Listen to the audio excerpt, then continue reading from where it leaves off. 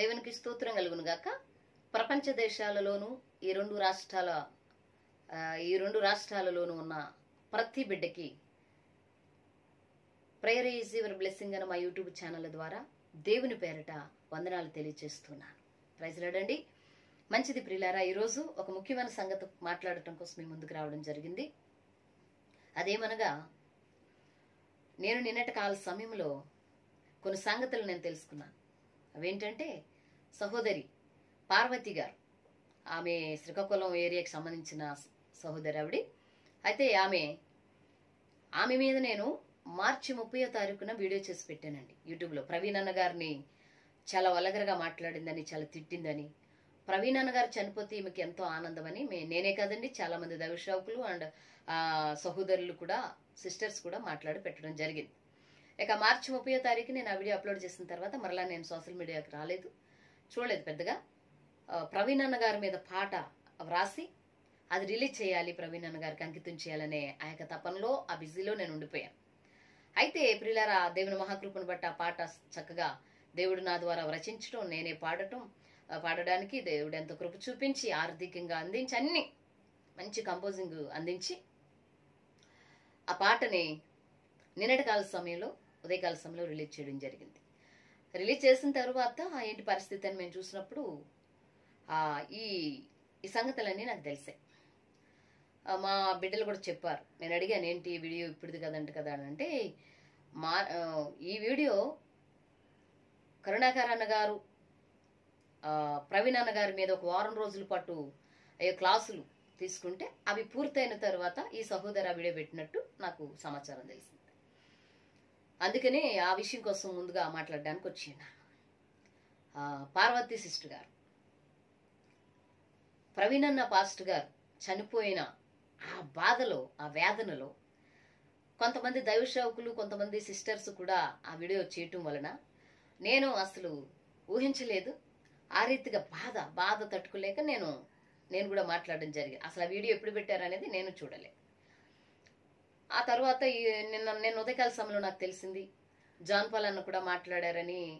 నేను పెట్టిన వీడియో కింద కామెంట్ పెట్టారు ఒక బ్రదర్ ఎవరు, జాన్ పాల్ అన్న సారీ చెప్పారు కదమ్మా, మీరు ఎందుకు మరలా మాట్లాడుతున్నారని. ఇంతకీ నేను ఈ వీడియో పెట్టేసేసిన తర్వాత నేను నిన్నటి ఉదయకాల సమయంలో చూశాను. అయితే ఆ సహోదరి పార్వతి గారు, ఏమనుకోవద్దు దయచేసి, సారీ అండి, అంటే తెలియకుండా ఏ విషయం మాట్లాడకూడదు. మీరు ఇంకొక వీడియోలో కూడా మాట్లాడారు, ఏమనంటే, ఆ బాధలో మీరు ఉన్నారు కాబట్టి ఆ బాధలో మీరు మాట్లాడారు, నేనేం అనుకోను, కాకపోతే ఇలా మాట్లాడడం బాగోదు కదని మీరు చెప్పారు. నిజమే, ఆ బాధలో ఎవరమైనా, మీరున్న ప్లేస్లోనైనా ఎవరైనా కూడా ఆ టైంలో అది ట్రోల్ అవ్వడం, అది మా వరకు రావడం, మేము అది ఎప్పుడు పెట్టారు అన్నది వెనక ముందు చూసుకోకుండా మాట్లాడడం అనేది కొంచెము బాధాకరమైన విషయమే. మీరు మాట్లాడినా, మేము మీ గురించి మాట్లాడినా కొంత బాధే ఉంటుంది.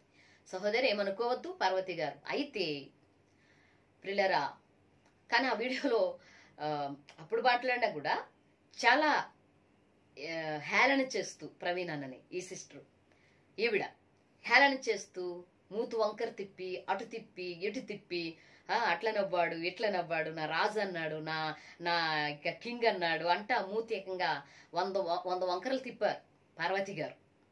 నేను దానికోసం కూడా బాధేసింది నాకు అసలు. అందుకే చాలా మంది బిడ్డలు, హిందువులే, మీ హిందూస్లోనే చాలా మంది బిడ్డలు మీకు అది పద్ధతి కాదమ్మా అని మీకు తెలియజేశారు. అది మీకు తెలుసు ఆల్రెడీ. నేను అదే చెప్తున్నా, ఒక దైవసేవకుడు కొరకు మాట్లాడేటప్పుడు విషయం ఏదుందో అది మాట్లాడు పార్వతి గారు.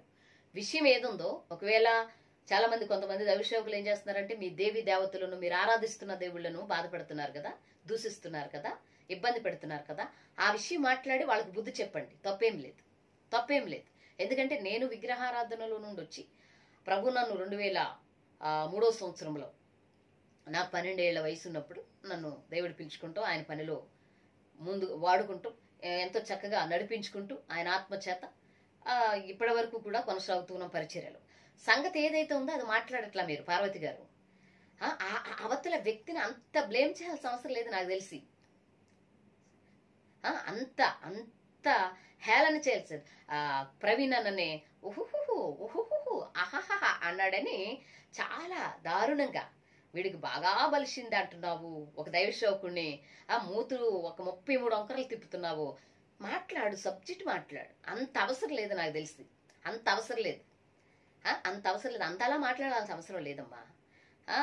ఏంటంటే నువ్వు ఏదైతే సబ్జెక్ట్ తీసుకున్నావో నీకు బాధాకరమైనవి ఏంటంటే నీ దేవీ దేవతలను లేకపోతే మీరు ఆరాధిస్తున్న దేవుళ్ళను అంటే ఎవరికైనా బాధ, మాకు కూడా బాధ. ఎందుకంటే మేము అందులో ఉన్నప్పుడు నేను పూజలు చేసేటప్పుడు ఎక్కువ నాగపూజ చేశాను. నేను నాగపూజ ఆ చిన్న వయసులో మమ్మీ డాడీ వాళ్ళందరూ విగ్రహారాధికులు కాబట్టి ఆ బ్యాక్గ్రౌండ్ అదే కాబట్టి మనకు అదే వస్తుంది. పుట్టినప్పటి నుంచి తల్లిదండ్రులు ఏది చేస్తే అది వస్తుంది.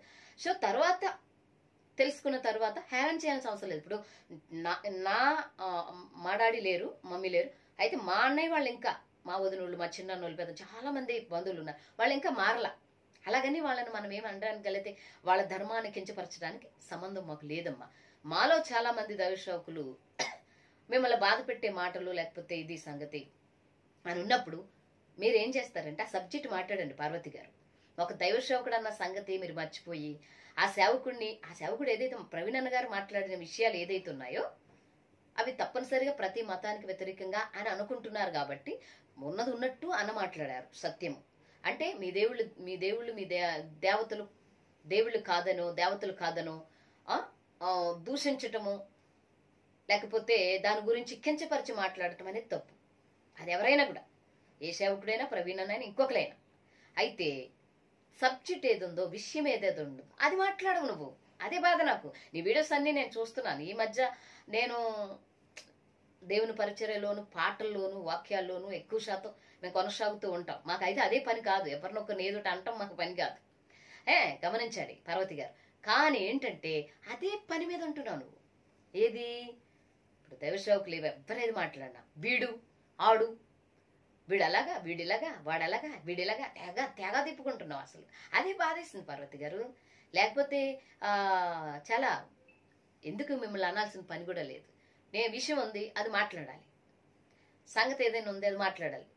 నువ్వు మాట్లాడే మాట ఏంటని ఆ దైవసేవకులు కానీ లేకపోతే మాలాంటి మేము ఏదైనా మాట్లాడినా మాకు కానీ నీకు బాధ ఉంటుంది. నీకు బాధ ఉంటుంది. అప్పుడు నాకు బాధ వేసే కదా నేను వచ్చాను మాట్లాడడానికి.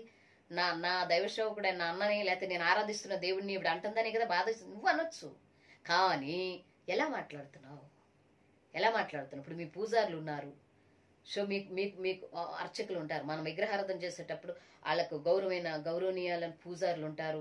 తర్వాత గొప్ప గొప్ప పండితులు ఉంటారు, ఇప్పటికీ ప్రపంచంలో ఉన్నారు, మీకు ఉన్నారు. అప్పుడు నాకు కొద్ది గొప్ప తెలుసు, గౌరవిస్తాం వాళ్ళని. హిందూ సహోదరులు చాలా మంది ఉన్నారు, నాకైతే స్నేహితులు చాలా మంది. నేను ఎక్కువ సువార్త వాళ్ళకే చెప్తాను. వాళ్ళు ఏమనరు, నవ్వుతూ మీది పాస్టర్ గారు, మాది అంటారా, ఓకే బ్రదరు, ఓకే సిస్టర్, అంతే. ఇందులో ఏముంది? కానీ మీరు అలా మాట్లాడట్లేదు పార్వతి. ఎలా మాట్లాడుతున్నావు? చాలా ప్రవీణ్ అన్ననే వీడికి బాగా బలిసింది, ఊహు ఆహా, వీడి రాజంట, వీడు కింగ్ అంట. అవును పార్వతి, కింగే, రాజే. ఎందుకు? మాకు అందులో ఉన్నప్పుడు మాకు తెలియలేదు, ఇందులో ఇలా వచ్చినప్పుడు మాకు తెలిసింది ఆయన రాజు అని, ఆయన గనుడని, ఆయన గొప్పవాడని. అలాగని మీరు ఆరాధిస్తున్న దేవుళ్ళు గొప్పవారు, మీ ఇష్టం. అది మీ మనస్తత్వం, లేకపోతే మీ యొక్క అభిప్రాయం, మీ వ్యక్తిగత అభిప్రాయం. అది మీ ఇష్టం. మీకు నచ్చినట్లు మీరు చెయ్యాలి. ఓకే, మిమ్మల్ని ఎవరు కాదనరు, మమ్మల్ని ఎవరు కాదనరు. కానీ సమాజం, ఈ ప్రపంచం అలా లేదు పార్వతి గారు, మీకు కూడా తెలుసు. కాబట్టి ఆలోచించి కొంచెం మాట్లాడండి. ఆలోచించి మాట్లాడితే బాగుంటుందని నా ఉద్దేశం. ఏది ఉంటే అదే మాట్లాడి ముందుకు వెళ్తే ఈ యొక్క భారతదేశంలో అందరినీ కలిసిమెలిసి ఉండి ముందుకు కొనసాగాల్సిన వాళ్ళం అందరం కూడా.